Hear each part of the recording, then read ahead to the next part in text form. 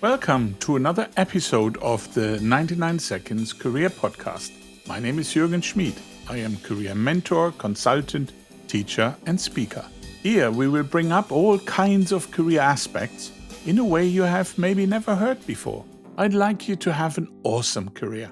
Therefore, I give you something money cannot buy: sharing, experience, and insight. All this every other week in 99 seconds. We've all been stuck in bad meetings. You arrive on time only to have the meeting start 10 minutes late. The agenda unclear. The person in charge also. Some people start to offer ideas, others shoot them down. Nothing is really decided, and the meeting wraps up as you silently lament the lost hour. This is how Adam Bryant, the editorial director of live journalism at the New York Times, started an article about meetings. How many hours ago have you spent working time in one of those? Could you imagine a job where meetings never happen?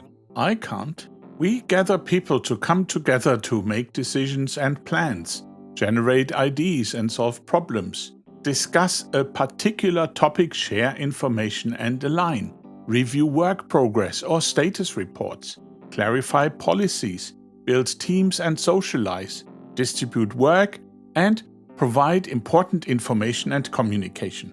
Those meetings can be formal or informal, and they can take place in person or virtually through video conferencing or other online platforms. They are often used in business, government, education, and other organizations as a way to communicate and collaborate with others. We know that most work is in fact teamwork, and meetings are part of it. So they are a good thing, right? Recent research shows that about 70% of all meetings keep employees from working and completing their tasks. Nearly all of them consider meetings unproductive. Even worse, countless online interactions often lead to Zoom fatigue, a condition neuropsychologists say is a big contributor to techno-stress. Besides that, ineffective meetings are wasting everybody's time and can negatively impact psychological, physical, and mental well-being. For those reasons, it is important how we, as the invitee, handle those meetings. Let's get into the 99 seconds right now to see what we could do to not suffer from them. Remember, your time is valuable. At the end of the day, you will be held accountable for what you do and not how many meetings you attend. Just because you are on the list doesn't mean you have to show up.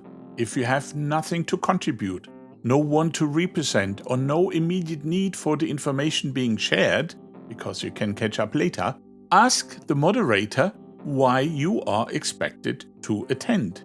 If they confirm that your presence isn't necessary, ask to be excused. Chances are the moderator will be relieved to have one less person in the meeting. You can use that time for something more important. You think that applies only for the workforce, individual contributors or subject matter experts? Not true.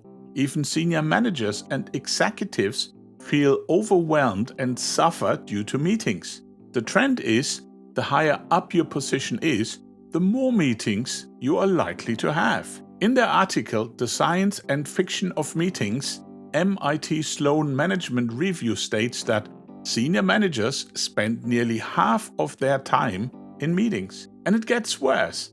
In a survey of 1,900 business leaders, half of them expect time in meetings to increase in the future. But only 17% of them believed meetings were a good use of either group or their individual time. They too feel that the time they spend in meetings is time that they are not accomplishing the deep work they actually get evaluated on.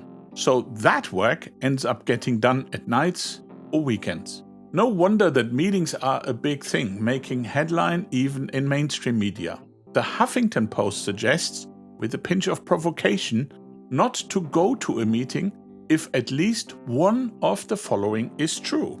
There is no agenda, because open-ended meetings are typically the most boring and useless. There's only brainstorming on the agenda.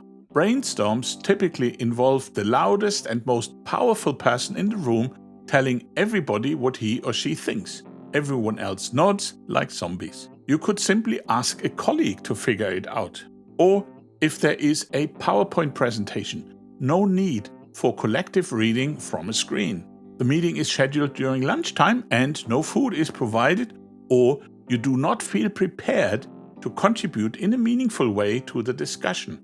If at the end you do proceed to the meeting, remember to stay on the topic and contribute to achieving the meeting's objectives. Here are some specific points for you how to do that. First, come prepared. Review any material or documents provided in advance and be ready to discuss the agenda topics. Second, actively engage in the meeting process, participate and speak up to contribute your ideas, feedback and opinions, and be kind to your colleagues. Third, listen attentively to other participants and be respectful of their opinions and ideas. Fourth, stay focused on the meeting topics and avoid distractions such as checking your phone, email, or working on unrelated tasks. Fifth, follow the ground rules established by the facilitator and respect the meeting's time constraints. If there are no ground rules, maybe suggest establishing them. 6. Take action. Take responsibility for any action items assigned to you during the meeting and follow up on them promptly.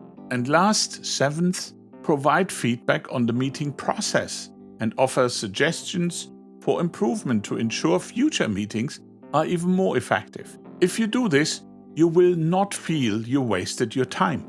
You might actually enjoy the meeting, as you will experience that as a team you have achieved something. These were, in 99 seconds, some thoughts for meeting participants on all those meetings. Hope you enjoyed listening and you will tune in for our second part in 2 weeks. We will then talk about what meeting organizers could do to fix all those meetings. In the meantime, should you have any remarks, please let me know and maybe leave me a comment. Simply go to www.99scp.com, SCP like Seconds Career Podcast. I would love to hear from you. Also, please do not forget to press follow, and if you see a bell or heart icon to be notified when new episodes are coming out, please press that too, so you will never miss a new one. This was another episode of the 99 Seconds Career Podcast. Thank you for listening and thinking along. I wish you success for the path you are following or creating. My name is Jürgen Schmid, and until next time, be the difference, remain curious and shine.